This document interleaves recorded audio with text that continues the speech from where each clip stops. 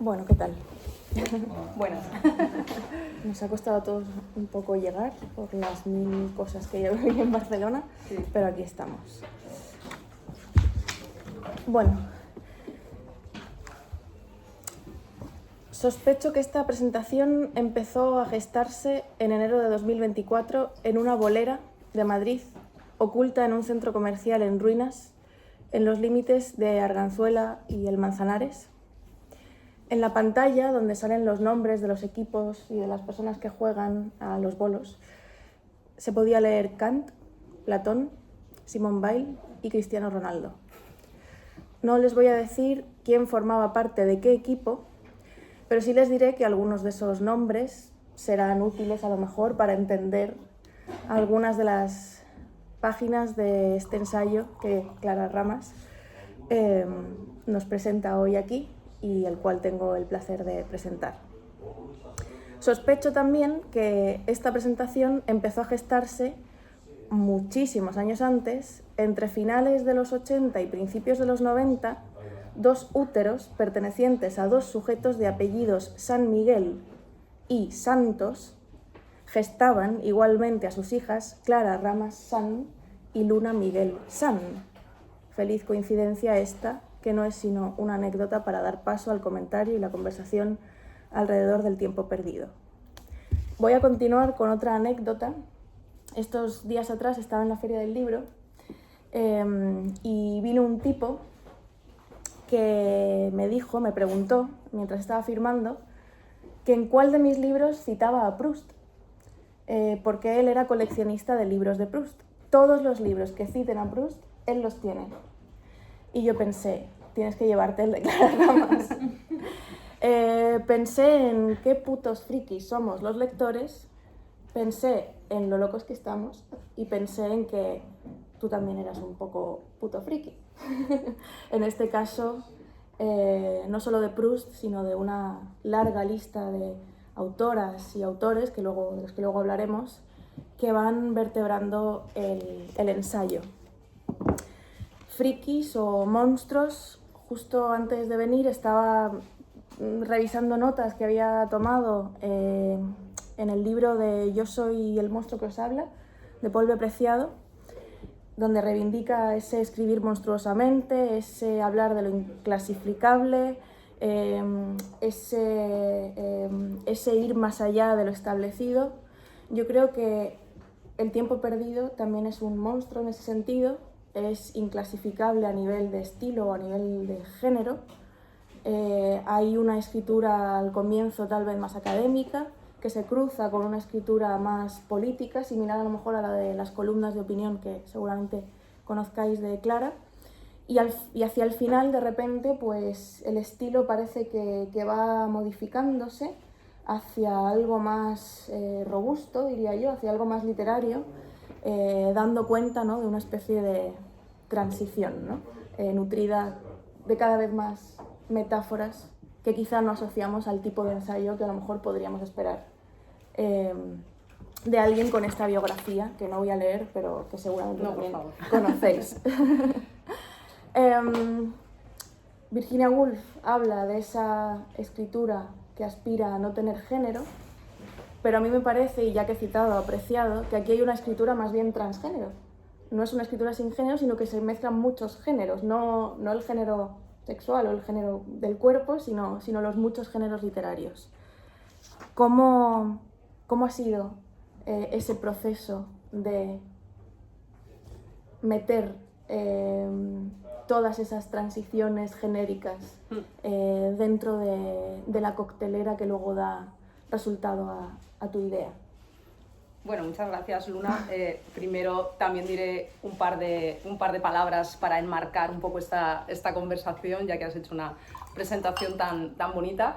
Y lo cierto es que, sobre todo para el público, tiene que saber que en realidad yo a Luna la he visto muy pocas horas físicamente y presencialmente. La he leído muchas más horas, o la he visto incluso en vídeos de YouTube o en podcast. La he escuchado, la he visto virtualmente muchas más horas de las que la he visto en persona. Algunas de esas encima las hemos ocupado efectivamente a jugar a los bolos, con lo cual eso es divertido y me gustará y me gusta verla para tomar un café o para jugar a los bolos, pero me parecía también como una anécdota también que de alguna manera da pie a cosas de las que trata el libro, pensar que la presencia de Luna hoy, que tiene la generosidad de acompañarme, y desde luego no me presenta ella a mí, estamos conversando las dos, y digo que me parece bonito esta suerte de presencia espectral que tiene aquí Luna, según la cual estaba presente antes de venir aquí y hoy está presente con mucho más que su presencia meramente física, ¿no? Porque para mí hay toda una presencia previa espectral, ¿no? De horas escuchándola y leyéndola, ¿no? Entonces me parecía como una metáfora divertida que la persona que me acompaña hoy en realidad me había acompañado desde muchísimo antes, y eso significa tanto más que el hecho de una presencia puntual, que significa muchísimo, ¿no? Y bueno, creo para empezar a responderte, Luna, que no ha sido algo muy intencionado. Efectivamente el resultado ha sido bastante mezclado. Traía una cita que me gusta mucho de Carson, que no aparece Carson en el libro, pero no esta cita en concreto, y creo que puede ser una buena ya digo, puerta de entrada, ¿no? a tu pregunta, y dice lo siguiente, Anne Carson: solía pensar que acabaría siendo alguien capaz de razonar profundamente. En cambio, me convertí en una especie de cepillo palabras con palabras. Bueno, pues me sentí un poco reconocida, ¿no? Porque, como dice Luna, la vocación de alguien que se dedica a la carrera académica y además, en concreto, al ámbito de la filosofía, parecía estar destinada a algo así como razonar profundamente, ¿no? Y hete aquí que de repente me encuentro, bueno, pues cepillando palabras con palabras, como buenamente puedo, aunque desde luego no me consideraría escritora en ningún sentido, pero sí es cierto que de alguna manera pues las palabras se han ido apropiando del texto, ¿no?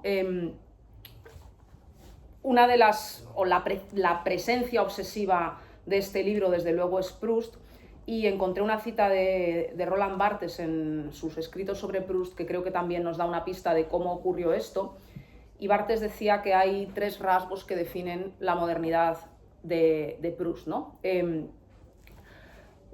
El primero de ellos tiene que ver con que el objeto del libro es el libro mismo, o sea que de alguna manera toda la obra trata de cómo escribir una obra, en una especie de bucle que es como bastante contemporáneo. Y luego el segundo es el que especialmente me interesa, porque dice Barthes que Proust es moderno en la medida en que el narrador, aunque pueda parecerlo, no es una persona, no es ni siquiera Marcel, ni siquiera encontramos que Marcel coincide con el narrador en ese bucle final, ¿no? Sino que en realidad el narrador de A la búsqueda del tiempo perdido, dice Barthes, somos todas las personas que intentamos escribir. O sea, ya no ni siquiera que escribimos, y desde luego evidentemente que escribimos como Proust, porque seguramente ese conjunto está vacío, ¿no? Pero dice Barthes, cualquier persona que desea escribir está participando A la búsqueda del tiempo perdido, ¿no? Porque de alguna manera es un libro que va en realidad del fracaso de la escritura, porque todo el libro va de una persona que intenta sentarse a escribir y nunca puede sentarse a escribir hasta que al final puede. Entonces el tema de la obra en realidad es la escritura, pero incluso la escritura como fracaso, la escritura como deseo de escribir. Yo no creo que me pueda llamar una escritora, pero sí tengo deseo de escribir, ¿no? Entonces, en la medida en que tengo deseo de escribir, encontré en Proust una voz que me acompañaba, y creo que esto es algo radicalmente moderno, ¿no? Como que la lectura, y de esto ahora quiero que tú también me digas, Luna, cómo lo ves, la lectura no es un acto pasivo, ¿no? Sino que nosotros, no solo Proust nos escribe a nosotros, sino que es que nos está obligando a escribir, ¿no? Y he recibido mensajes muy bonitos estos días de varias personas que me decían: cuando he leído tu libro, y sobre todo hacia el final, gente que no había leído previamente a Proust, ¿no? He sentido una transformación en mí, ¿no? O he tenido memorias involuntarias, o he recordado momentos de mi origen o de mi infancia. Y yo les digo, sí, pues ya verás, cuando leas a Proust, yo soy, bueno, una telonera, ¿no? Entonces creo que esto es algo que es que a mí me ha pasado. Pues yo tenía deseo de escribir y Proust me ha transformado a mí. Y creo que la cosa empezó simplemente así. Y no sé, que tú has escrito también mucho, ¿no? ¿Cómo ves esta idea de la lectura como algo que no es recibir pasivamente un contenido, sino también transformarnos? Totalmente. Precisamente tenía apuntado aquí, a propósito de esta escritura trans, tú has hablado de la transformación, de algo transformador que nos leemos y nos transforma, nos lee, iba a decir, que leemos y nos transforma y que nos lee también, en cierto modo. Y pensaba en una autora a la que por alguna razón, bueno, por muchas razones, me ha recordado mucho, aunque los temas no sean exactamente iguales, ¿no? Que es Monique Wittig, a quien, bueno, por cuestiones de trabajo he tenido que estar leyendo mucho en los últimos meses. Y ella tiene una particularidad, más allá de su obra ensayística, ella tiene una particularidad que es que su obra literaria, que es al mismo tiempo su obra filosófica, es constantemente una respuesta a clásicos, es una respuesta a la tradición. Estaba pensando en la tradición, sí. ¿no? Es un transgredir a los clásicos, transgredir la tradición, como quizá tú también transgredes los géneros que previamente habías trabajado antes de abordar la escritura de este libro. Y también Monique Wittig es alguien que, recuperando esos clásicos, no pretende crear obras estilísticamente originales, sino que quiere copiar lo que está leyendo, y normalmente además son machos lo que copia, ¿no? Copia a Cervantes, copia a Shakespeare, copia a Homero, ¿no? Copia a Virgilio, y en esa copia crea algo radicalmente nuevo, ¿no? A través, como decías tú, de una lectura al mismo tiempo transformadora. Hablas de muchos autores y de muchas autoras. ¿Cómo ha sido ponerse a hablar? Si decimos que escribir es hablar con alguien que existió antes que nosotros, para que luego alguien que existe ahora, como tus lectoras, puedan también después participar de esa conversación. ¿Cómo ha sido conversar con Anne Carson, con Simone Weil, con el propio Proust? ¿Cómo ha sido explicarles la situación política actual de España? Porque también es aquello que está en el fondo, ¿no? Sí. ¿Qué crees que piensa Simone Weil de la situación política actual? Sí, totalmente. Me interesa muchísimo, aunque no está del todo tan explicitado, pero es una especie de corriente subterránea que tú has detectado muy bien. Esta pregunta, ¿no? ¿Qué significa leer la tradición? ¿Qué significa leer a los clásicos? Y en general, ¿qué significa enfrentarnos a la tradición? Y recupero aquí esta idea de que tradición tiene que ver con dar algo que está más allá, ¿no? El transdare es dar algo que está más lejos y que además comparte resonancias con la palabra traición. O sea, toda tradición es traicionar el origen, porque ese origen en realidad no existe, sino que es solamente el camino construido de los diálogos que se han ido estableciendo. Entonces, me interesa muchísimo esta idea, desde luego, de que la escritura nunca nace desde el vacío, o sea, nunca es una pura página en blanco, sino que es inventarte todo el rato con una conversación, con lo que tú imaginas que Proust es, que ni siquiera podemos decir qué es lo que es Proust, ¿no? Me gusta mucho el título de un texto de Blanchot, bueno, me gusta mucho Blanchot en general, pero me parece precioso uno de sus títulos, que es Michel Foucault, tal y como yo me lo imagino. Claro, tal y como yo me lo imagino, y hablamos de una persona que le conoció, pero precisamente narra cómo conocerle había sido previamente inventarle, ¿no? De tal manera que uno siempre ha imaginado, pues Luna Miguel tal y como yo me la imagino, aunque la conozca, pues no la conozco, porque, en fin, hay una presencia, ¿no?, diferida que desborda todo lo que yo pueda ejecutar con ella ahora mismo, ¿no? Y eso mismo ocurre con la tradición. Ya digo, no es asomarnos a una especie de fuente sagrada y mística de un origen frente al que nos arrodillamos, sino traicionar y transgredir todo el rato lo que esa tradición ha sido hasta ahora. En esa medida, un giro que me gusta utilizar también muchas veces, no es tanto preguntar quizás qué significa Proust para nuestro presente, o cómo comparamos a Proust o cómo comparamos a los clásicos con lo que está ocurriendo en el Parlamento español, sino más bien es quizás al revés, ¿no? Cómo leemos lo que ocurre en el Parlamento español comparándolo con Proust, toda vez que evidentemente Proust no conoció el Parlamento de la legislatura actual en 2024, ¿no? Seguramente, bueno, conoció la Asamblea Francesa, ¿no? Entonces me interesa como esta idea de poner a nuestra época, ya digo, a dialogar con los clásicos. Y además aquí hay una idea también interesante respecto de cómo vivimos la otredad, ¿no? O sea, en qué medida hacer eso es enfrentarnos alguna forma de otredad. Hay una cita de Hölderlin que aparece, no sé si ahí, pero que es desde luego un referente, que dice que el libre uso de lo propio es lo más difícil, ¿no? O sea, de alguna manera uno piensa que tiene su lengua, su tradición, lo que le constituye, sus valores, su patria, no sé, su religión, y que eso está ahí dado, digamos, como un contenido disponible. Y de repente el poeta nos dice que usar eso libremente es lo más difícil. ¿Por qué es lo más difícil? Alguien podría decir, yo soy español, lo pone en mi DNI, esto es lo más fácil del mundo, ¿no? El libre uso de la españolidad es lo más fácil, está escrito en mi DNI. Y sin embargo el poeta nos dice, es lo más difícil. Creo que cuando dice esto, está diciendo que ser español o ser alemán en su caso, o ser cristiano, o ser cualquier cosa, exige un tipo de rodeo por la otredad que la literatura nos facilita. O sea, no puedes ser español si no has leído a Proust, o si no has leído a Hölderlin, o si no has leído a Safo, me da igual.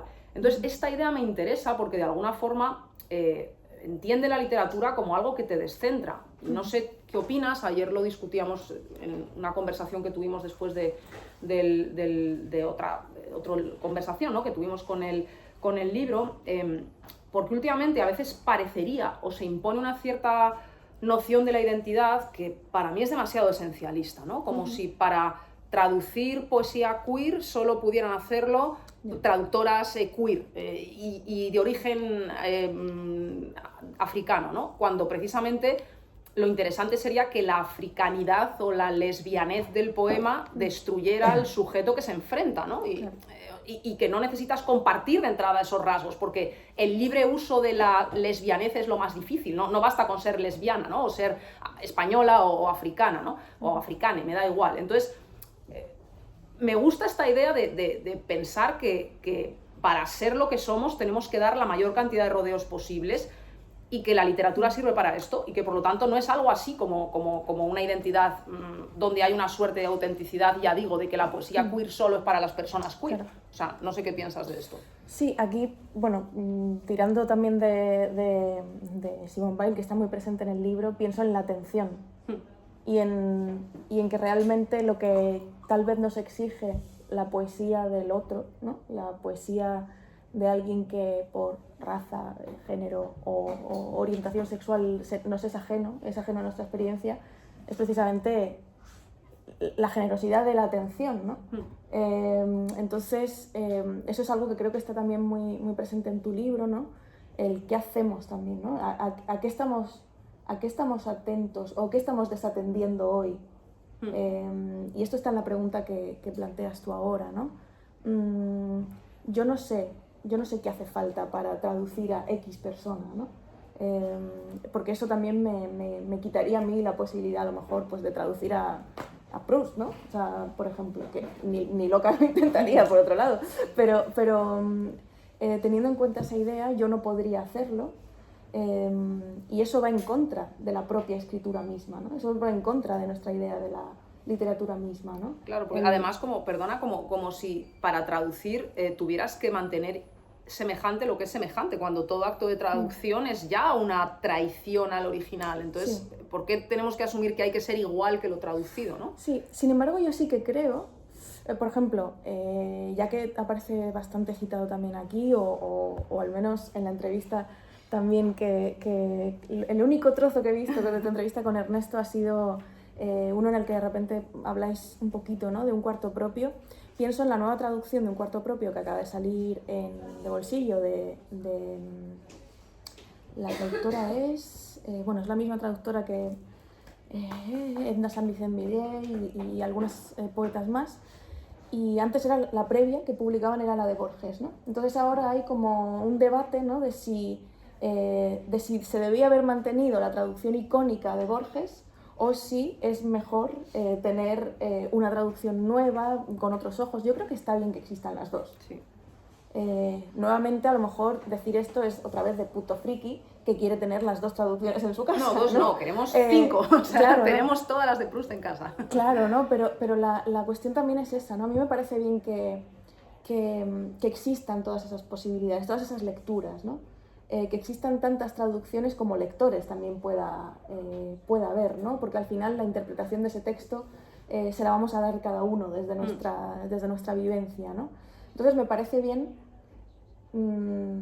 que se plantee este debate de quién puede o quién debe participar en estas traducciones, también porque eso nos abre la puerta a una pluralidad también, ¿no? Claro, pero para que haya más, o sea, claro, no para claro. que haya como una especie Exacto, no para que haya de un única único, claro. Traducción autorizada, ¿no? Totalmente. Esto, por ejemplo, me hace pensar mucho en algo que quería preguntarte, que tiene que ver con la herida. Porque, por ejemplo, cuando, no sé, Amanda Gorman quiso que su libro en España lo tradujera una mujer y no un hombre, cuando esto se ha planteado desde los propios autores del presente, ¿no? Cuando es la voluntad del autor la que ahí opera, ¿no? En búsqueda de una traducción, muchas veces, leyendo los motivos de estos autores, uno de ellos es: van a entender mejor mi experiencia, por lo tanto van a expresar mejor mi herida, ¿no? La palabra herida me estaba rondando ahora, y recuerdo una idea que está en el libro New del filósofo Paul Luque, que acaba de publicarse en Anagrama, que plantea algo así, o desde la promoción del libro se ha planteado también algo así como que hay libros que surgen desde la herida, para abrir la herida, y hay libros que se escriben para cerrarla, ¿no? Entonces, teniendo en cuenta, ¿no?, la complejidad de ponerle palabras a nuestras heridas, la complejidad de elegir a los traductores o a los intérpretes de nuestras heridas, y teniendo en cuenta esta teoría de Paul Luque, según la cual todo libro viene para abrir o viene para cerrar una herida, tu libro, ¿qué hace? Abre, cierra, cuida, cura, Wow. Echa más sal sobre una herida. Sí. No, es que está increíble, porque como la mitad de todas las notas que había tomado para ahora es que están prácticamente contenidas en lo que estás diciendo. O sea, que a ver si logro ser precisa. Diría dos cosas. En primer lugar, si surgen efectivamente estos nuevos debates y si hay nuevas voces que, por ejemplo, dicen quiero que mi traducción se haga de una determinada manera, ya digo, a mí esto me parece valioso siempre que signifique que eso es la autorización a que haya más traducciones, ¿no? O sea, y creo que si existe algo así como una escritura femenina, ¿no?, tiene que poder ver con esto, no con que haya una identidad nueva llamada lo femenino, donde uno tiene que ser tal sujeto, sino una, digamos, escritura no masculina, que no significa que sea femenina, no masculina en el sentido ese que decía Virginia Woolf en ese texto, sí, del escritor macho, ¿no?, como tú lo llamas, que pone su yo en cada página, y puedes ver perfectamente ese narcisismo de que su mirada del mundo es la única que importa y no es capaz de ver, dice Woolf, su propia nuca, ¿no? Entonces tienen que llegar más voces y decirle al escritor hegemónico: mira, tu nuca tiene esta cara, ¿no? Pero eso no significa un concepto fuerte de identidad femenina o trans o lo que sea, sino más bien la disolución en voces. O sea, si es así, yo estaría con eso, ¿no? Y esto tiene que ver con lo de la herida que preguntabas ahora, claro, porque esto que me dices de Paul Luque, si todo libro viene para abrir o cerrar una herida, yo diría que todo libro hace las dos cosas a la vez y no puede no hacerlo, porque creo que el lenguaje hace esto, ¿no? Y en el libro hay una idea o una, no sé si teoría, pero una imagen del lenguaje que contempla el lenguaje con esta doble cara, ¿no? Este rostro jánico, si quieres, donde el lenguaje es a la vez lo que nos arranca del origen, lo que nos hiere y lo que nos permite cerrarlo, ¿no? Una especie de fármaco, de veneno y cura al mismo tiempo, o este bucle que le gusta citar a Žižek del Parsifal de Wagner: la herida solo la cerrará la lanza que la abrió, ¿no? Entonces, el lenguaje es lo que nos hiere porque nos separa de esa infancia o de ese origen inocente, ¿no? Poner palabras a las cosas es tener distancia respecto de las cosas, o hablamos de lo que no tenemos, o cuando no estamos fundidos con el sentimiento de euforia, porque ahí no estamos hablando, estamos en la euforia, en el amor, ¿no? O en la protección del cuidado, del hogar, pero cuando pones palabras a algo es porque lo echas de menos, ¿no? Es porque hay una herida. Entonces, el lenguaje, o ser seres con lenguaje, nos hace seres heridos, seres que están lejos de su origen, que están lejos de la madre, ¿no? Del seno, no madre-mujer, sino hogar, ¿no? O patria, o como se quiera llamar, ¿no? O patria, matria, me da igual. el lenguaje nos aleja de ser seres como ingenuamente naturales, pero al mismo tiempo es lo que nos cura, ¿no?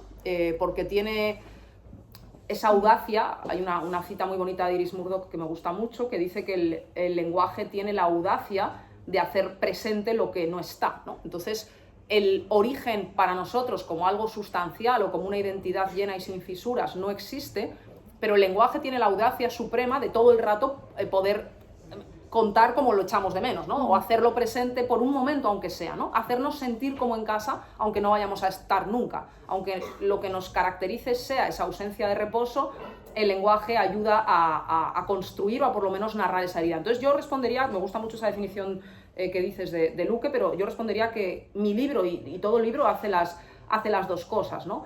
Abre la herida y la cierra. En este caso concreto hay una herida pues generacional, si quieres llamarlo así, o sea, veo una tentación melancólica y de repliegue en mi generación brutal, y un abandono de los retos del presente, ¿no? Y una mirada resentida, ¿no? y autorreferencial, y una generación muy poco generosa, ¿no? Que con 30 años ya están diciendo que no, que la solución es lo que hacían mis padres en 1970, ¿no? Pues, o sea, no me parece una mirada seria y valiente, ¿no? Y eso para mí es una herida, o sea, es una herida también política, ¿no? En la medida en que ese ciclo ilusionante de hace una década, pues ahora no parece que esté encauzado a la mejor de las perspectivas. Entonces, ¿qué hacemos con el presente y qué hacemos con esas ilusiones del 15M, ¿no? Digamos, para mí es una herida y bueno, pues creo que la lectura de los clásicos y de los filósofos es mi manera de cerrarla. Ya que sacas el tema de lo generacional y de esas ideas nostálgicas, un poco envenenadas, ¿no? que podemos ver hoy, justo estaba pensando en un libro que no sé si conoceréis, que se llamaba Dejad de lloriquear, que publicó de Meredith Huff, una socióloga, creo, alemana, que publicó Alfa Decay hace 1000 años, coincidiendo más o menos con la publicación de ¿Qué fue lo hipster? Y coincidiendo más o menos con la publicación de Indies, Hipsters y Gafapastas, ¿no? de Víctor Lenore, ¿no? Eran publicaciones un poco post durante 15M, más o menos, un 2011, ponle, 2011-2012, y en esos libros se hablaba mucho del lloriqueo de la generación que venía, ¿no? Que pues eso, ¿no? Que éramos unos lloricas, ¿no? Que nos quejábamos por todo, que lo teníamos todo y de que nos quejábamos. Entonces es curioso que algunos años después esas mismas figuras, y pongo el ejemplo de Lenore, ¿no?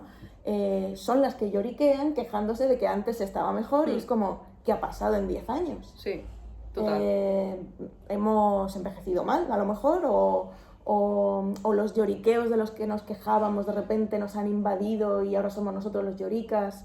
No sé, hay mucho llanto en el libro, hay como varias citas sobre el llanto y sobre el llorar y sobre las lágrimas. He traído luego otra que creo que puede ser interesante, pero ¿crees que pasa con el llanto lo mismo que a veces detecto que pasa con el placer? Ya sabes que el deseo y el placer y el erotismo son temas que me obsesionan, y yo siempre digo que ¿por qué no nos gusta o por qué deslegitimamos un poco a quien escribe cosas eróticas o sobre sexualidad? Porque odiamos el placer ajeno, ¿no? ¿Crees que odiamos el llanto ajeno y por eso lo ridiculizamos? ¿O por eso se ha ridiculizado tanto en estas esferas?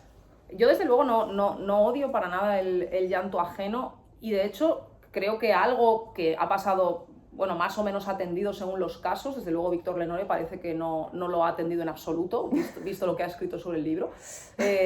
Yo creo que intento hacerme cargo del llanto en tanto que dolor de estas posiciones melancólicas, porque por supuesto creo que como toda posición tiene un núcleo de verdad. O sea, hay una parte de esa herida melancólica, no solo que comprendo, sino que es que incluso yo puedo sentir, y yo tengo mis propias tentaciones de romanticismo incurable, ¿no? Que se plasmarán de maneras más o menos vergonzosas, que puedo más o menos o no confesar aquí, ¿no? Pero yo soy totalmente empática al respecto del llanto ajeno, del dolor ajeno.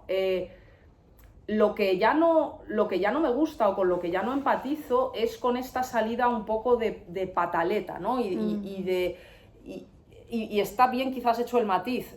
Llorar puede ser una cosa muy noble, pero lloriquear, ¿no? Y esta especie de pataleta que tiene más que ver con el agravio y la ofensa propia que con un dolor real que puede ser compartido, ahí es donde yo ya no puedo seguirles, porque además en muchas ocasiones, pues honestamente, no son ellos ni siquiera las personas más perjudicadas por las cosas. O sea, quiero decir que no es que sean voces que están siendo silenciadas y canceladas, como ellos dicen, ni muchísimo menos, sino simplemente pues la conversación se ha abierto más de lo que estaba ahora, y ahora hay más personas dando su opinión sobre en qué consiste, no sé, tener una patria, tener una familia o creer en Dios. Bueno, es que no solo lo va a decir Juan Manuel de Prada, digo yo, ¿no? Entonces, autor al que yo, por otra parte, leo y admiro en muchos aspectos, ¿no? Estuvo hace poco en Barcelona. Estuvo, ¿no? Sí. Y es un tipo tremendamente inteligente. Pero parece que si no es esta persona la que dice en lo que consiste tal, o tener un pueblo en verano, ya los demás no tenemos un pueblo en verano. Entonces, claro, o sea, esto quiere decir, yo soy la que más puede compartir las lágrimas por esos veranos de la infancia que no volverán. Pero pensar que esa es la única experiencia autorizada y que además todos los demás lo hacemos mal porque comemos tostadas con aguacate, o porque no estamos como nuestras abuelas todo el día sin poder salir de casa, pues hombre, o sea, yo ahí es donde ya veo un rasgo de agravio que lo llamo en el libro narcisista, ¿no? Entonces, o sea, todo el respeto al dolor ajeno, pero en la medida en que nos lleva también a lo que decías antes, ¿no? A la generosidad de la atención. Y creo que en estas voces melancólicas hay muy poco respeto y muy poca atención por los dolores de los demás, que no son ellos los únicos que sufren por la incertidumbre, ¿no? Entonces, esa especie de autocentramiento narcisista es algo que no puedo compartir. Y que creo que yo, o por lo menos yo hago el esfuerzo de no caer en él, ¿no? Y de empatizar con la parte que es empatizable en su postura. Sí, a este respecto he citado una serie de libros y hemos hablado de una serie de referentes poco con los que incluso aunque se empatice cuesta, ¿no? Llegar a un punto en común, pero me pregunto con qué voces, y aquí tienes que responder obviamente como escritora, a toda escritora la prensa le pregunta de qué generación forma parte, o con qué otras autoras sintoniza, qué otras novelistas, poetas, etcétera, forman parte un poco de su círculo, y leyéndote por algunos temas, ¿no? Por ejemplo, toda la parte de los incels me hizo pensar en algunas reflexiones de Aimé Román en sus vídeos, o el tema de la melancolía, aunque tratado de manera creo que muy distinta, me hizo pensar también en Elizabeth Duval, o el corte psicoanalítico me hizo pensar en Alicia Valdés, ¿no? Que ahora también va a sacar un libro sobre las políticas del malestar y política y psicoanálisis. Entonces, ya que hemos citado a aquellos con los que no te reconoces, ¿no? Generacionalmente, no sé si con algunas de estas autoras sientes complicidad a la hora de escribir, o con qué otras voces crees que te reconoces, si es que, como todas las escritoras, parece que tenemos que formar parte de una generación. No, bueno, con las que has mencionado claramente, ¿no? O podría añadir otras, ¿no? Hombre, pues lo que ha hecho Clara Serra, su pensamiento sobre la masculinidad, evidentemente, aunque no siempre estoy de acuerdo con algunas cosas que plantea últimamente, pero ha abierto ese camino. Y luego, cito el documental de Gala Hernández, ¿no? Pues algunos episodios que han hecho Andrea Gómez y Ana Pacheco sobre no solo sobre la cuestión el episodio sobre la cuestión de lo incel, sino en general también sobre estas tentaciones melancólicas y cómo además se relacionan con el mundo de Internet. Creo que eso ellas lo tienen como como muy bien cogido, ¿no? Cuando en el inicio del programa dicen si no está en internet no nos importa, y creo que ahí hay algo bonito porque para nuestra generación pues somos esa primera generación que puede tener nostalgia incluso de algo que está en internet, o sea que debería ser absolutamente, digamos, acelerado y moderno, y para nosotros ya el internet de antes es algo que ya nos genera nostalgia, ¿no?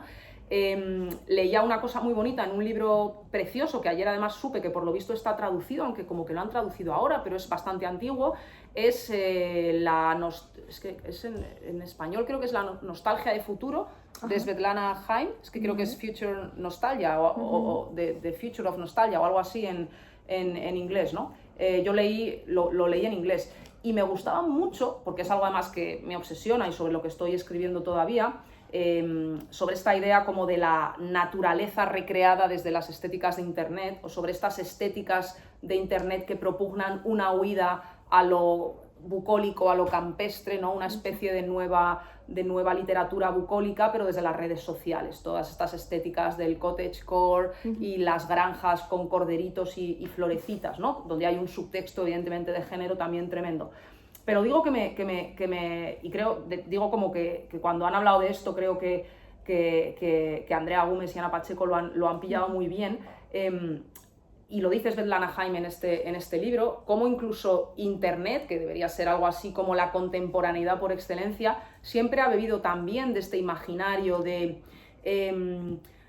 un chat room, ¿no? Al final es una actualización de un salón de té de las mujeres del siglo XVIII-XIX, o sea, que siempre tiene también esta idea de imaginarios de lo bucólico, las pequeñas aldeas, los foros donde te encuentras con gente que es como tú, o sea, que tiene esta dimensión casi ruralista, bucólica, idílica, pero en lenguaje virtual, y esa idea de cómo podemos echar de menos algo que está en las redes sociales. Creo que Elizabeth tiene una cosa muy buena sobre esto, no en el de melancolía, en el después de lo trans, tiene algo súper interesante cuando cuenta cómo para muchas personas trans, evidentemente, internet fue la única posibilidad de construirse, bueno, de existir, de construirse un yo y de encontrar semejantes. Y claro, me parece como muy interesante, una forma quizás de nostalgia no necesariamente tóxica, ¿no?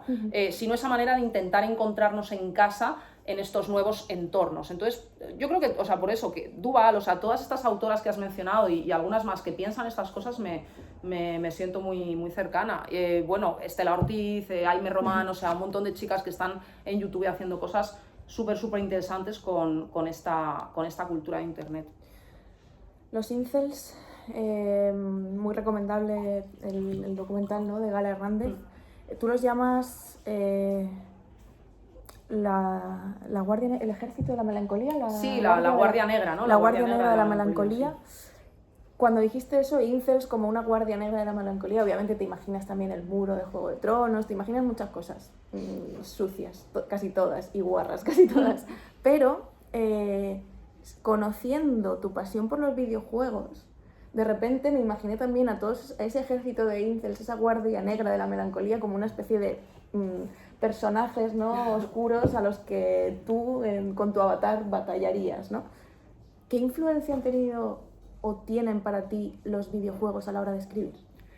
Esto es una especie de mito que se está generando y ya hay gente que piensa que yo soy una especie de gamer pro y esto no es así. También lo piensan mis alumnos. Pero te gustan los videojuegos. Me gustan ahora, pero me gustan un poco y juego de vez en cuando, pero es que mis alumnos piensan que soy una especie de persona que hace speedruns de Elden Ring y eso no es verdad, ¿vale? Me gustan ahora de una manera muy puntual. Hombre, una parte de ello, qué duda cabe, ¿no? Pues también sirve como catalizador de mis propias formas de nostalgia, ¿no? Pues jugaba con mi hermano al Final Fantasy VII y me gusta jugar ahora al Final Fantasy VII el antiguo, ¿no? Porque el remake me parece un desastre, ¿no? Y esta especie de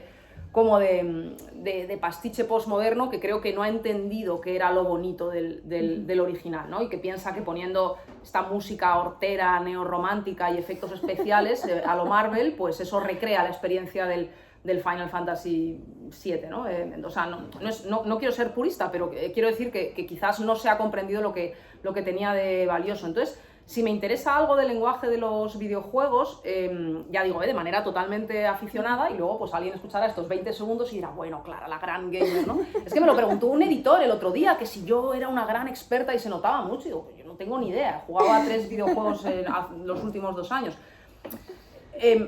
De los videojuegos me echa para atrás, literariamente, si quieres decirlo así, el texto, digamos, explícito muchas veces es nefasto. O sea, tú te lees los diálogos, o sea, cómo está escrito un juego, y evidentemente, por lo general, es muy mala literatura.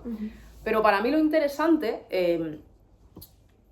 y esto tiene que ver con que me pueden gustar otras formas, yo qué sé, de música, ¿no? Que van por este lado también. Lo interesante, o lo que hay de texto en el videojuego, o lo literario del videojuego, no son las líneas escritas del videojuego. Creo que es cómo está construido el mapa, cómo tú vas avanzando, cómo te enfrentas al fracaso, cómo tienes que repetir las cosas, o cómo te construyes una imagen del universo que no es la que está escrita, sino que tiene que ver con la práctica, ¿no? Entonces, igual que no juzgas a un grupo por sus letras, ¿no? Ni siquiera por quizás su imaginario, puede ser más kitsch o más ingenuo, pero a lo mejor en cómo construyen las canciones y en que hayan decidido no poner estribillo, ¿no?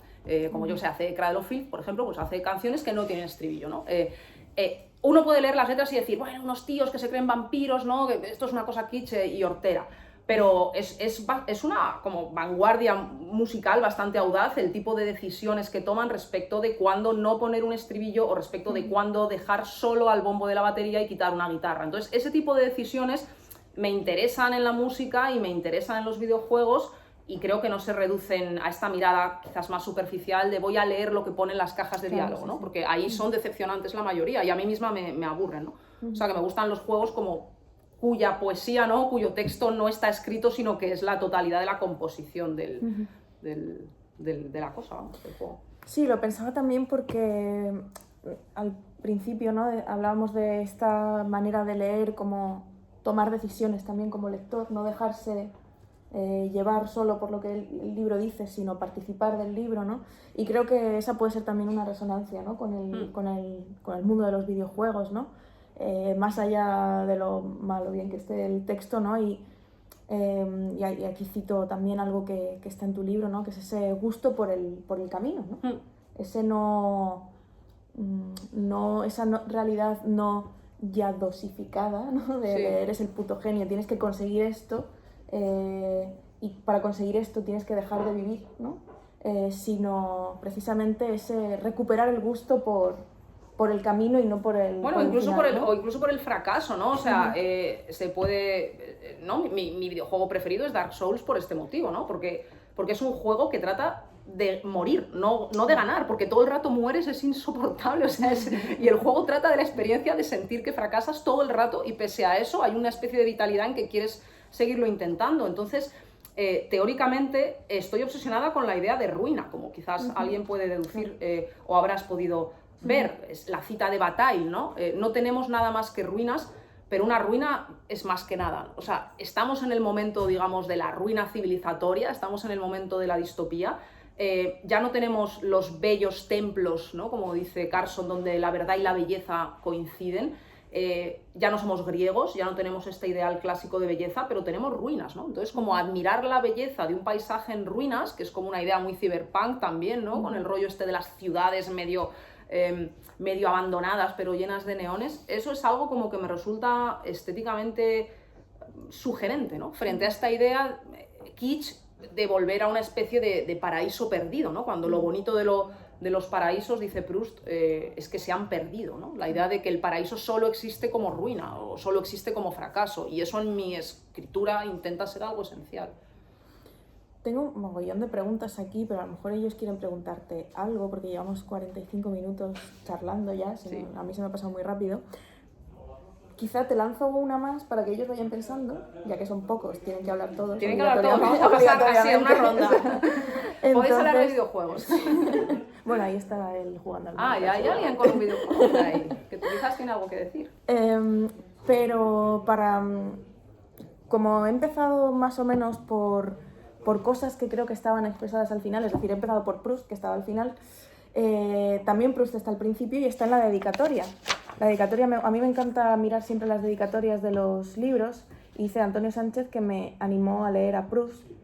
A mí me fascina la lectura en compañía, la lectura como acto amistoso, la lectura con amigas, la lectura con compañeros, la lectura con colegas, ¿no?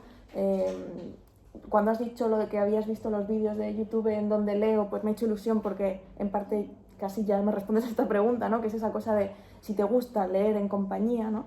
¿Qué le agradeces, ¿no? a quien te da lecturas? ¿Y cómo llevas eso, cómo convive eso con tu parte de profesora? Porque a lo mejor leer en compañía de alumnos no es tan agradable, o sí, no lo sé. Sí es posible, y bueno, de hecho, Antonio Sánchez y yo, que precisamente entre otras cosas, hacemos un seminario para leer a Hegel, y donde evidentemente viene muy poca gente, porque eso es infumable, pero los que vienen y son alumnos y son estudiantes, pues nos sentamos en una mesa y nos peleamos todos con el texto como buenamente podemos, ¿no? O sea, y hay profesores y estudiantes mezclados, y eso es una cosa que yo aprendí en mi facultad, donde a veces pues estabas haciendo un seminario de Marx y venía Carlos Fernández de Liria y te hablaba y se sentaba y se levantaba el otro, y creo que esa lectura híbrida u horizontal es esencial, y desde luego con las personas que quieres, ¿no? Con amigas o las personas con las que puedes compartir lecturas es lo esencial.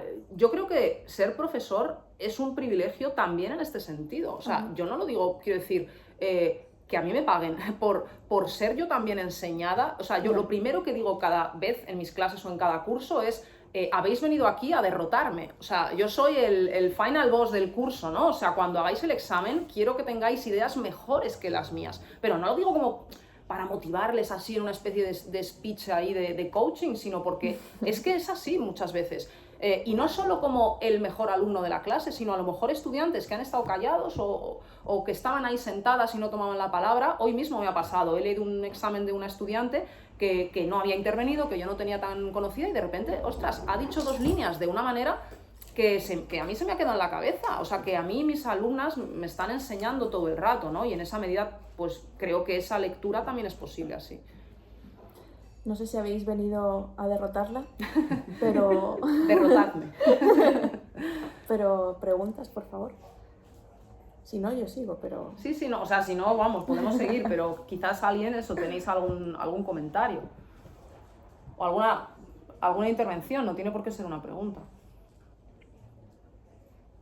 Yo tengo una pregunta. A ver, no sé cómo hacerla exactamente. O sea, me pongo nervioso y no te preocupes. Pero básicamente, hace poco estaba leyendo Fantasmas de mi vida, de Mark Fisher, y ya mientras lo leía pensaba que me apetecía leer algo como que dialogara con el libro, o que incluso pudiera como confrontar ciertas ideas. Y de repente me encontré con este libro y pensé, no sé si, luego ya veré, digamos, con lo que me encuentro en ese sentido, pero un poco, como les he preguntado antes, yo me pregunto como, ¿cuál sería la conversación con Mark Fisher? ¿O en qué coordenadas pondrías a Mark Fisher? Porque desde luego, él ya al principio se intenta desmarcar de ser un nostálgico, reaccionario, también de ser, en cierta medida, un melancólico, o sea, es decir, hay una idea no política, de señalar, etc. ¿vale?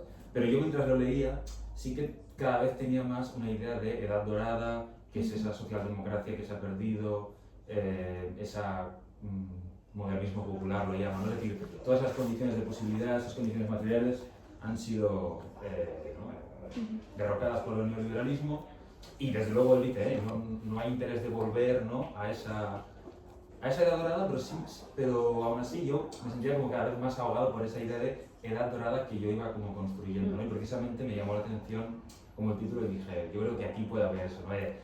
No sé si curar la herida, pero dialogar ahí en ese Por lo sentido. menos profundizar en la herida, ¿no? Sí, bueno, ¿no? yo luego a Luna también le quiero, Luna no se va a librar aquí de las preguntas, yo luego a Luna le quiero preguntar algo sobre esto, pero está muy bien visto, ¿eh? Sí. Lo que a mí más me seduce de Fisher, de hecho, es esto, ¿no? Lo que tiene que ver con esa idea, en realidad, de Derrida, ¿no? De espectros de Marx, y que me parece sugerente políticamente por lo siguiente.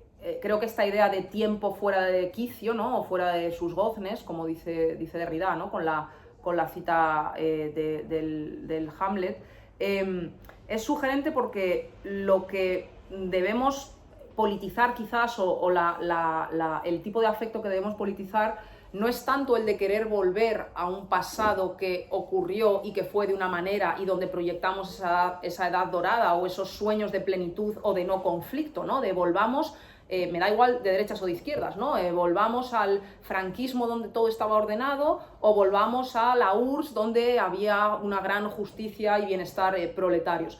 No me interesa tanto la idea de volver al pasado tal y como fue, porque además es imposible y porque no podemos reproducir en el capitalismo financiero acelerado de la inteligencia artificial y Elon Musk, pues no sé, el capitalismo de Estado o el capitalismo fordista o los planes quinquenales de Stalin, me da igual. Entonces, creo que lo fructífero no es tanto volver al pasado tal y como ocurrió, sino indagar como arqueológicamente qué pasados no fueron posibles, ¿no? O qué pasados pudieron ser posibles y no lo fueron. Porque esos son los que nos anidan hoy como espectros, ¿no? ¿Qué oportunidades hemos perdido? Decía Walter Benjamin. Ya digo, no tanto repetir lo que ha sido y decir lo que tenemos ahora es catastrófico, volvamos a esa construcción de seguridad, de identidad llena, sea la transición, sea la dictadura del proletariado o sea Francisco Franco. No eso, sino qué promesas incumplidas nos hemos dejado por el camino, ¿no? Y confrontar con el capitalismo diciendo qué tipo de futuros nos estás haciendo imposible. Y creo que incluso en las respuestas, o sea, creo que Mark Fisher sirve mucho para pensar esto, ¿no? Con esa idea de tiempo espectral y de tiempo fuera de sus quicios y de que el antídoto contra ese futuro cancelado, ¿no? Que el realismo capitalista nos roba, ¿no? Es más fácil imaginar el fin del mundo que el fin del capitalismo. Vale, no podemos imaginar quizás fácilmente el fin del capitalismo, pero sí podemos preguntar al capitalismo qué cosas nos ha robado y qué cosas no nos hace posibles. Y creo que Mark Fisher sirve para esto y que incluso en los reaccionarios hay este afán, ¿no? Porque ¿por qué Yados de repente triunfa, ¿no? Cuando dice, no, hazte dueño de tu vida, hazte burpees a las 5 de la mañana, ¿no? Tú puedes, o sea, le puedes volver esa pregunta contra él y decirle, ¿por qué no tenemos la capacidad de tener todos tiempo libre suficiente como para ser dueños de nuestras propias vidas, como en la media hora que estás haciendo burpees? O sea, ¿por qué tu único chute de dopamina del día es la media hora de burpees? La media hora de burpees está bien, yo los hago, no lo voy a impugnar, pero mi pregunta al capitalismo es ¿por qué solo me siento bien la media hora que hago burpees? ¿Y por qué cuando estoy en el trabajo tengo una ansiedad que me quiero morir? ¿Y por qué no duermo por las noches? También hago burpees para eso, para ver si duermo. Entonces creo que hay que coger al capitalismo y devolverle la pregunta, ¿no? O sea, ¿qué tipo de futuro nos estás haciendo imposible? No digo imaginar el fin del capitalismo, pero por lo menos imaginar un presente donde seamos tan felices cuando trabajamos como cuando hacemos burpees. Creo que tampoco es tantísimo pedir, ¿no? Y que esto se puede volver de esta manera contra estos discursos reaccionarios. Wow. Es que estoy obsesionada con el Yados ¿no? Porque creo que la izquierda a veces tiene una, ¿no? como una mirada de, bueno, eso es un garrulo, es una estafa piramidal. Bueno, si está conectando con un montón de chavales, ¿no? Que se sienten desamparados y compran estas promesas, ¿cómo vamos a dar una respuesta a eso? Creo que es una pregunta que nos tenemos que hacer. ¿Alguna cosa más que queráis?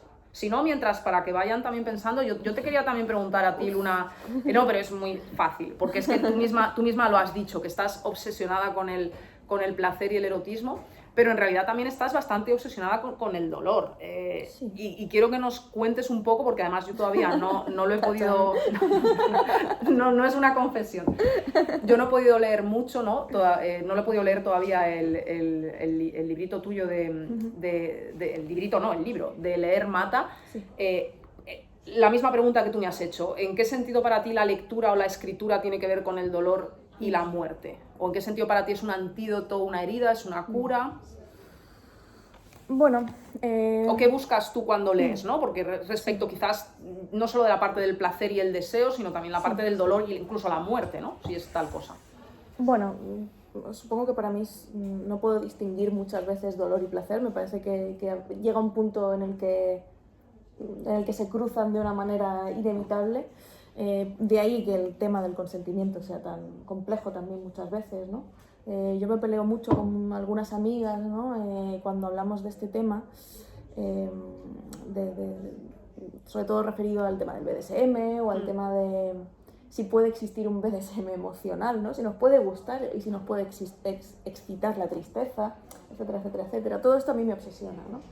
En parte porque, como bien dices, yo no hago, no sé ni decirlo, burpees. yo no hago nada, burpees, yo no hago cabrón, nada de burpees. eso, yo no hago absolutamente nada de eso. En todo caso, un poco de danza del vientre de vez en Bueno, cuando. ahí... Y caminar mazo gracias a Pokémon Go. Pero... nostalgia millennial ahí, sí, la amiga. Pero sí que es cierto que yo también me hago esa pregunta, ¿no? A partir también del dolor diario, ¿no? Del cansancio diario, ¿no? Y de cómo puede ser que a veces sienta placer en ese cansancio diario, ¿no? Cómo puede ser que sienta placer al llegar a las 8 de la tarde y sentirme derrotada, y sentir que hay algo placentero en esa derrota también, ¿no? Sí, Voy a jugar sí. ese videojuego que recomiendas. El Dark Souls te hundirá la noche, ya ese día pues ya... Bueno, eso me interesa, pero llevado a la lectura, sí que creo como tú que el trabajo del lector es prestar toda la atención y ser generoso con lo que nos está diciendo el autor o autora, ¿no? Que ha puesto estas palabras, ¿no? Pero al mismo tiempo tomárselo como una especie de droga con la que uno puede dejarse llevar. Yo creo que lo que nos mata precisamente es eso, ¿no? Es que nos metemos tanto en la historia del otro que nos dejamos llevar. Yo hablo de la somatización lectora y por aquí viene una pregunta que luego quería hacerte a ti sobre la somatización. ¿Qué has somatizado tú para poder escribir esto? Pero me interesa esa idea de la somatización como parte de la atención, que también puede ser peligrosa porque al final mueres, ¿no? En cierto modo, cuando te entregas demasiado al texto del otro, desapareces y mueres. La suerte es que al cerrar el libro renaces, ¿no? Pero me interesa mucho esta idea, ¿no? de dejarse llevar absolutamente por el torrente de la escritura de la voz ajena, ¿no? Del otro, ¿no? Antes hablabas de esa atención al otro, ¿no? Entonces, dicho esto, porque no quiero que me hagas preguntas, te las voy a hacer yo a ti todas. Es que tenía aquí... Venga, preguntas para Luna. No, pero dicho esto, ¿cómo eso, no? ¿Qué clase de... ¿Qué significa para ti escribir el pensamiento? Porque hemos hablado mucho también de poner palabras a lo que no lo tiene, pero yo creo que estamos en un momento en el que prácticamente todo tiene palabras, ¿no? Y eso también atosiga. El que haya palabras para todo nos atosiga a la hora de escribir. Sí. ¿Qué hacemos cuando hay palabras para todo? ¿Cómo escribimos? ¿Cómo somatizamos esas palabras? ¿Y cómo ponemos, tú como filósofa, ¿no? Al fin y al cabo, cómo pones, y como filósofa que coquetea con el lirismo, que coquetea con el lenguaje también de las series de televisión, que coquetea también con otros lenguajes que no son el académico, ¿cómo somatizas tu propia escritura? ¿Cómo ha sido cómo ha sido a nivel físico escribir este libro? Bueno, si uno podría recorrer la historia de la filosofía y es algo divertido, rastreando también las propias confesiones de los filósofos sobre estas somatizaciones, ¿no? O estos efectos de la escritura filosófica en general sobre la propia persona. Hay uno muy divertido que yo siempre cuento y mis alumnos piensan que les estoy troleando, pero que no estoy troleando, es verdad, que es Nietzsche, todas esas veces que confiesa que un filósofo es básicamente una persona que no sabe cortejar. Él dice a una mujer, pero bueno, da igual, a un ser querido, ¿no? O sea, el filósofo es básicamente un incel. O sea, es definición de Nietzsche, sí. Prólogo más allá del bien y del mal, ¿no? Entonces, Nietzsche quizás sea el caso extremo de incel en un sentido, no en todos, pero quizás en algunos. O sea, es el más basado y el más incel al mismo tiempo.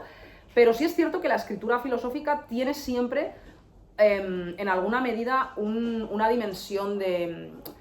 no sé si diría tanto como incelismo, pero de dificultad en el trato espontáneo con el mundo, ¿vale? Digámoslo así, ¿no? Es como el meme ese del que está en la fiesta, pero no sabe, los demás no saben que estoy pensando en Dark Souls o en lo que sea, ¿no? O sea, que hacer filosofía es tener un pie fuera de la ciudad, ¿no? Y tomar distancia y no participar del mismo juego que tus compatriotas o que tus conciudadanos o que tus contemporáneos. Por eso es siempre intempestiva. Pero claro, eso genera también una alienación muy grande, ¿no? Porque siempre estás como fuera de tu propio tiempo, ¿no? En esa medida también creo que es como fácil, y cada vez es más fácil, que el lenguaje filosófico se contamine de otros, y es un poco lo que a mí misma me ha pasado. O sea, que en tanto que escribo filosofía tengo siempre un pie fuera de la fiesta, ¿no? O sea, me gusta estar en la fiesta, pero al mismo tiempo estoy siempre pensando en qué haría si no estuviera aquí o qué están haciendo los demás, ¿no? El filósofo siempre está como así de disociado. Y también por eso es como fácil, creo, que se deje contaminar por otros lenguajes y es lo que me ha pasado a mí, ¿no? Porque al final, como decíamos antes, pues este libro parte de un dolor, ¿no? Que es un dolor de época, que es un dolor generacional. Estamos en una época, ante todo, creo, dolorosa, y lo veo en mis estudiantes. La gente está angustiada, la gente tiene dolor, no sé vosotros, pero la gente tiene dolor. Entonces, el efecto somático de ese dolor es lo que me lleva a tratar de exorcizarlo de alguna manera, escribiendo sobre ello y esperando que se pueda generar una conversación, ¿no? Y esa es la esperanza de la escritura, yo creo, generar una conversación prometida.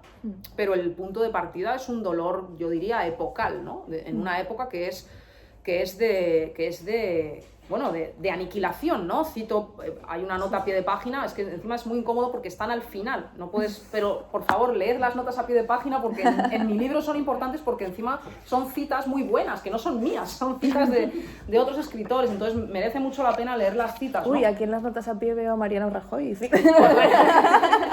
O a Ayuso. No, pero Son citas muy buenas. Son citas, esas son las mejores. No, pero hay citas de gente mucho mejor que yo. Aniquilación es el título de la última novela de Houellebecq, ¿no? Que yo hago ahí como un arco subterráneo donde digo que en 10 años Houellebecq se ha anticipado, digamos, en 10 años a todo lo que nos pasa, porque en 2015, esto a Lenore también le ha enfadado, y a sus comentarios en Twitter también, que dicen que yo no he leído Su misión. Lo llevé a sede parlamentaria incluso, y se lo enseñé a Vox una vez, o sea que fíjate si lo he leído. Lo leí en el minuto en el que salió. Y así como digo que en 2015 Houellebecq comprendió perfectamente el giro rojipardo identitario en la política europea, 10 años antes de que ocurriera, creo que si ahora en 2023 o 2024, cuando escribe Aniquilación, nos habla de una época de nihilismo, ostras, pues es lo que viene, ¿no? El libro, yo acabé llorando, acabé llorando, pero también es un libro muy hermoso y muy bello que deja un lugar a la esperanza, ¿no? Entonces, pues el punto de partida del libro es muy negro, ¿no? Pero bueno, pues se trata de encontrar conversaciones y esperanza, para eso escribimos. ¿Alguna intervención? Bueno, has citado tú a Blanchot. Es verdad que es grandísimo Maurice Blanchot poniendo títulos a todo. Bueno, sí, es que... La conversación infinita. La conversación infinita. Es que no lo quería decir, digo, por favor, no digas la pedantería. Bueno, yo tenía que decirla porque ese libro, evidentemente, solo en el título describe lo que creo que para nosotras es la literatura. Y con esto, si quieres, te hago la última pregunta. Venga.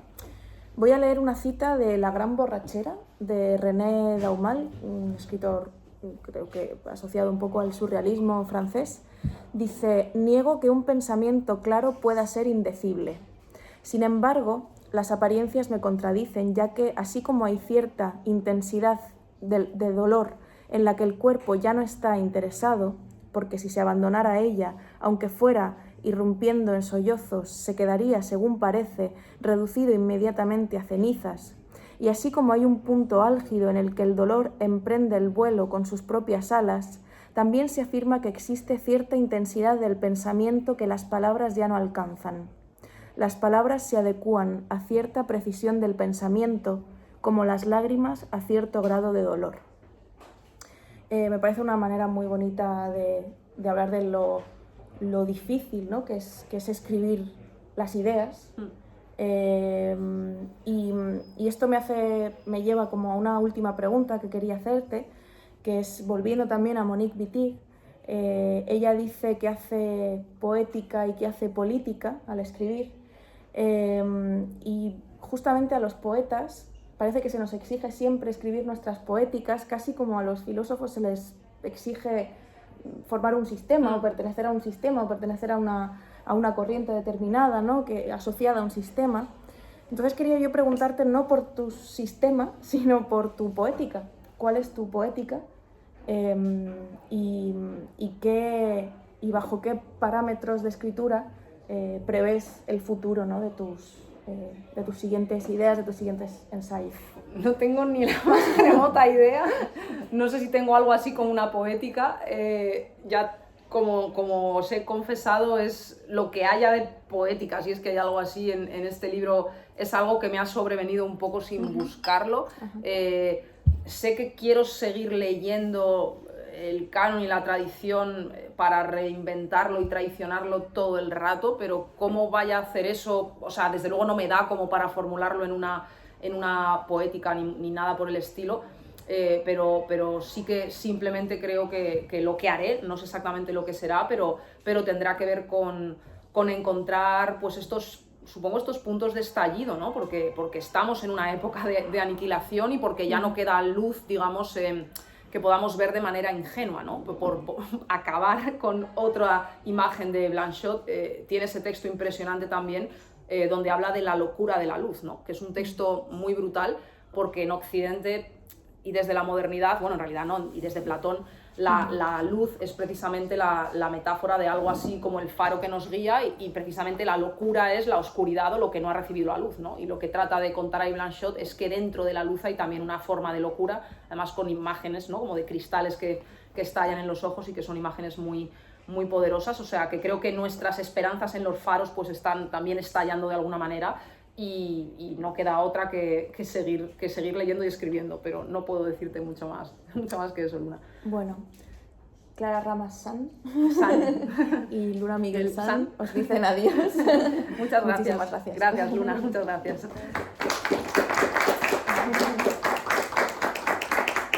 Y por favor, traédselo para que lo firme. No, eso ya